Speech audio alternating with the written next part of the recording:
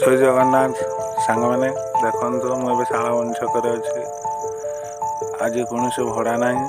ଛକରେ ବହୁତ ଗରମ ହେଉଛି। ଦେଖନ୍ତୁ ଛକଟା ଫାଙ୍କା ବି ଲାଗୁଛି, ତଥାପି ଭଡ଼ା ନାହିଁ। ଏପଟ ସାଇଡ଼୍ଟା ବି ପୁରା ଫାଙ୍କା ଥିଲା।